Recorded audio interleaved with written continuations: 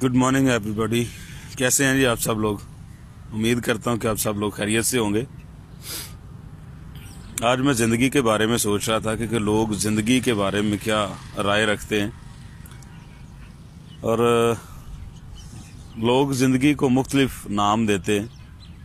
कोई कहता है कि ज़िंदगी दुखों का घर है, कोई कहता है कि ज़िंदगी कश्मकश का नाम है, कोई कहता है कि ज़िंदगी जो है वो इम्तिहान गाह है, इम्तिहान इसमें आते हैं। और कुछ लोग इसको नाम देते हैं ज़िंदगी ने एक बार, वक़्त ने एक बार फिर दुल्हन बना दिया। इस तरह के और बेशुमार नाम जो हैं वो लोग ज़िंदगी के बारे में बोलते हैं कि ज़िंदगी ये है, ज़िंदगी वो है, ज़िंदगी ऐसी है। कुछ लोग कहते हैं कि ज़िंदगी खूबसूरत है। तो सबसे पहले तो आप ज़रा गौर करें कि आपके तजर्बे के मुताबिक ज़िंदगी क्या है। तो असल में मैं आपको ये बताना चाहूँगा कि जितने भी नाम ज़िंदगी को लोग देते हैं, ये असल में उनके अपने ज़ाती तजर्बात होते हैं, और जिस तरह के तजर्बे से कोई गुज़रता है जहाँ ज़िंदगी में उसके जिस तरह के तजर्बात हुए होते हैं, वो ज़िंदगी को वैसा ही नाम देता है। जिस बंदे ने ज़िंदगी में दुख सहे हों वो बोलेगा जी ज़िंदगी दुखों का नाम है। जिस बंदे के साथ ज़िंदगी में फ्रॉड हुए हों वो बोलेगा कि ज़िंदगी तो एक धोखा है, फरेब है।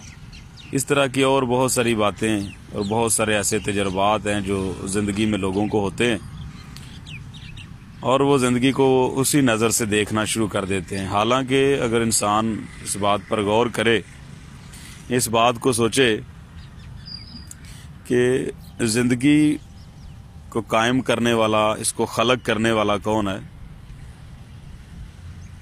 तो मैं अब सब दोस्तों को बताना चाहूँगा, और यकीनन आप सब लोग ऑलरेडी जानते भी हैं कि ज़िंदगी को खलक करने वाला, ज़िंदगी को पैदा करने वाला वो खालिक़े दो जहां है, कुल कायनात का मुनज्जी है, कुल कायनात का बादशाह है। तो आप अंदाज़ा करें कि जब इतनी बड़ी हस्ती इस ज़िंदगी को कायम करने वाली है, ज़िंदगी को पैदा करने वाली है, ज़िंदगी को खलक करने वाली है, तो उसने क्या किया होगा? वो कोई इस तरह की चीज़ तो थोड़ी बनाएगा जिसके बारे में हम लोग नाखुश हों। तो ज़िंदगी जो है वो खुदा का एक शाहकार है, खुदा की एक बहुत बड़ी नेमत है। और अगर देखा जाए तो ज़िंदगी की जो सबसे बेहतर डेफिनेशन हुई है,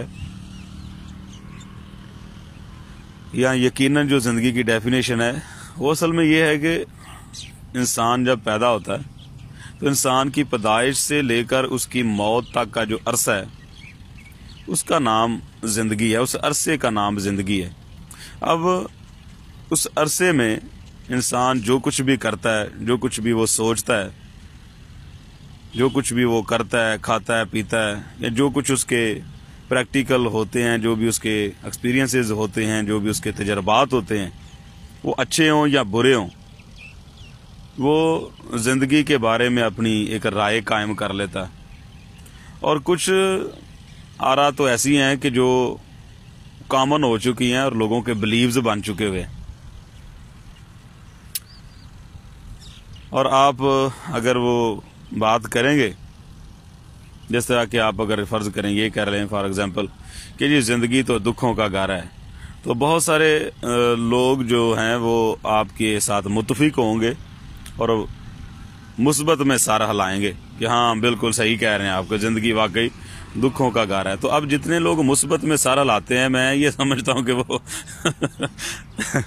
उन लोगों के भी ज़िंदगी में ऐसे ही तजर्बात हुए हैं ना, वो भी बेचारे दुखों के मारे हैं। और हालांकि अगर देखा जाए तो ये जो दुख हैं ये भी कोई ऊपर से नहीं आते,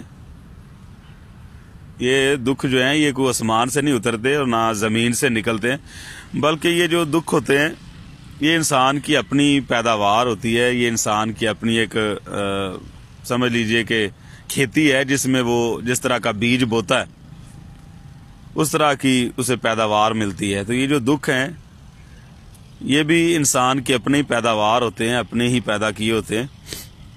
اور جب دکھوں میں انسان پڑ جاتا ہے تو پھر وہ یہ سوچنا شروع کر دیتا ہے. بعض اوقات لوگ یہ سوچتے ہیں کہ جی یہ کوئی آزمائش ہے. تو بھائی میں یہ آپ کو بتانا چاہوں گا کہ خدا کسی کو نہیں آزماتا. بعض اوقات لوگ بولتے ہیں کہ یہ خدا کی طرف سے آزمائش ہے. تو میں یہ آپ کو بتانا چاہوں گا کہ خدا ایکچولی کسی کو بھی نہیں آزماتا. ہر انسان جو ہے وہ اپنی خواہشوں میں کھینچ کر اور پھنس کر آزمایا جاتا ہے. اور پھر خواہش جو ہے وہ حاملہ ہو جاتی ہے. خواہش جو ہے نا وہ حاملہ ہو جاتی ہے, پریگننٹ ہو جاتی ہے, اندر بڑھتی رہتی ہے. جس طرح ایک بچہ ماں کے پیٹ میں بڑھتا رہتا ہے, اسی طرح سے جب ایک انسان کے اندر خواہش پیدا ہوتی ہے, شروع میں تو وہ بالکل ایک تخم, ایک بیج کی طرح ہوتی ہے. لیکن جب بندہ بار بار اس پہ غور کرتا ہے, اس کو پکڑ کے رکھتا ہے, تو وہ سمجھ لیجئے کہ اس پہ بار بار غور کرنا, اس کو پکڑ کے رکھنا, یہ ایسے ہی ہے جس طرح ماں کے پیٹ میں بچے کو ڈائٹ ملتی ہے. تو وہ بچہ جو ہے وہ بڑھتا ہے, اس کے سارے اعضاء بنتے ہیں اور پھر ایک شکل بن جاتی ہے, اور وقت پورا ہونے کے ساتھ ساتھ پھر وہ باہر آ جاتا ہے, ماں کے پیٹ سے باہر آ جاتا ہے اور دنیا میں آ جاتا ہے. اسی طرح یہ جو خواہش ہے یہ جب بڑھتی جاتی ہے اور وقت پورا اس کا بھی جب ہو جاتا ہے تو یہ گناہ کو جنم دیتی ہے. اور گناہ جب بڑھنا شروع کرتا ہے تو پھر موت واقع ہو جاتی ہے, پھر موت پیدا ہوتی ہے, پھر انسان جو ہے وہ مر جاتا ہے. اگر فزیکلی وہ نہ بھی مرے تو روحانی طور پہ وہ ضرور مر جاتا ہے. اسپرچولی اس کی ڈیتھ ہو جاتی ہے. روحانی طور پہ وہ مر چکا ہوتا ہے, اسپرچولی اس کی جو ہے نا وہ ڈیتھ ہو چکی ہوتی ہے اور وہ کسی کام کا نہیں رہتا. تو یہ دیکھیں کہ یہ انسان کی اپنی پیداوار ہے. انسان کے لیے ضروری ہے کہ وہ علم حاصل کرے. سب سے پہلی بات تو یہ ہے کہ وہ علم حاصل کرے, کیونکہ انسان کے اندر جو خدا نے ایک روح رکھی ہے, اس روح کے لیے ضروری ہے کہ وہ علم سے خالی نہ رہے. اگر روح علم سے خالی ہے تو بندے کے پلے کچھ بھی نہیں ہوتا, بندے کے پاس کچھ بھی نہیں ہوتا, بس وہ فضول قسم کی زندگی جو ہے وہ گزارتا رہتا ہے. جانوروں کی اگر بات کرتے ہیں نا, ایسے لوگ جو ہیں وہ پتہ کس طرح کی زندگی گزار رہے ہوتے ہیں, جانوروں جیسی نا. اور جانوروں میں بھی نا 3 قسمیں ہیں. جانوروں میں بھی 3 قسمیں ہیں. پہلی قسم میں وہ جانور آ جاتے ہیں جو کام کے جانور ہوتے ہیں, مطلب کھانے کے کام آتے ہیں, جس میں بھیڑ, بکری, گائے, بھینس. اور کچھ جانور ہوتے ہیں جو صرف شکار کرتے ہیں, اور کچھ جانور ایسے ہیں کہ جو بالکل کسی کام کے نہیں ہوتے, وہ کوئی کام نہیں کرتے. زرافہ کہہ لیں, زیبرا کہہ لیں, ٹھیک ہے. تو ایسے لوگ جو بے مقصدی زندگی گزار رہے ہوتے ہیں, ان کی زندگی میں کوئی مقصد نہیں ہوتا, ان کا مائنڈ خالی ہوتا ہے. تو خالی مائنڈ جو ہے, empty mind, devil's work shop, خالی دماغ جو ہے وہ ابلیس کی, شیطان کی ہماجگاہ بن جاتی ہے. ابلیس جو ہے اس میں شیطان جو ہے وہ طرح طرح کے وسوسے ڈالتا رہتا ہے, انسان کی لائف کو, اس کی سوچ کو خود ڈرائیو کرتا ہے. تو انسان جو ہے وہ پھر اسی راستے پہ چلنا شروع ہو جاتا ہے. تو اس لیے آج صبح میں آپ کو یہی پیغام دینا چاہوں گا, کوشش کریں کہ اچھی سوچ اپنائیں اور علم حاصل کریں. جتنی زیادہ آپ کے پاس معلومات ہوگی, انفارمیشن ہوگی, اور یہ انفارمیشن اگر تو اتر جاتی ہے آپ کے لاشعور میں, اگر تو آپ کے لاشعور میں اتر جاتی ہے تو پھر نو ٹینشن. اچھی انفارمیشن, اچھا نالج جو ہے اگر آپ کے لاشعور میں, سب کانشیس مائنڈ میں اتر جاتا ہے تو یہ آپ سے خود ہی عمل کروا لے گا.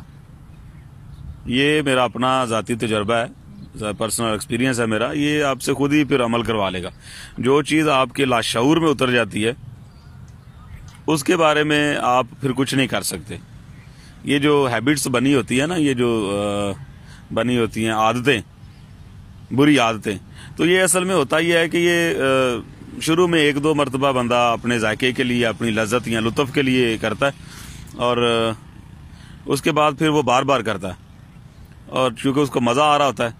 اور جب وہ بار بار کرتا ہے تو وہ چیز جو ہے نا وہ اس کے سب کانشیس مائنڈ, یعنی کہ اس کے لاشعور کا حصہ بن جاتی ہے. ٹھیک ہے. تو جب اس کے لاشعور کا حصہ بن جاتی ہے تو پھر اس کے اختیار میں نہیں رہتا کہ اس کو چھوڑے. وہ لاشعور جو ہے وہ بار بار اس کو ریئلائز کرواتا ہے, اس کو یاد کرواتا ہے کہ بھئی آپ نے یہ کام کرنا ہے.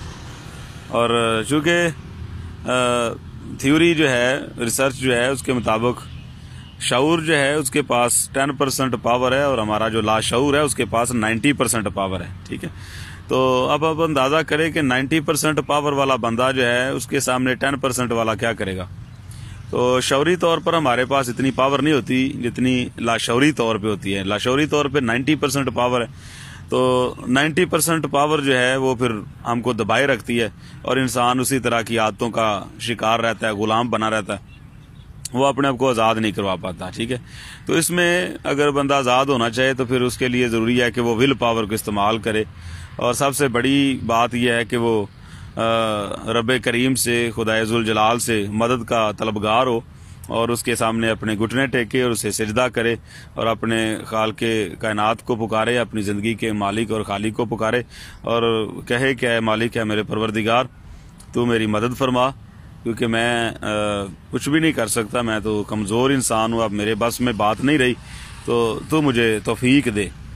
تو اس میں یہ ہوگا کہ یا تو خدا آپ کی ول پاور میں وسعت عطا کر دے گا کہ آپ خود اس پہ قابو پا لیں گے، یا خود آپ اس کو ہینڈل کر لیں گے، یا پھر یہ ہوگا کہ خدا آپ کے لیے کچھ ایسے سورس پیدا کرے گا، کچھ ایسے ذرائع آپ کو مہیا کرے گا.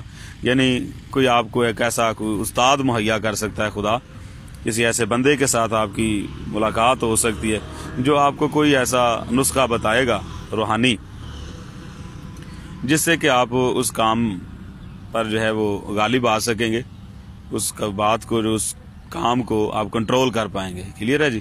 تو اس لیے میرے عزیز ہم وطنوں، ان باتوں پر غور کیجئے، ان کو سمجھیں، اور یہی آج کی صبح کا پیغام ہے.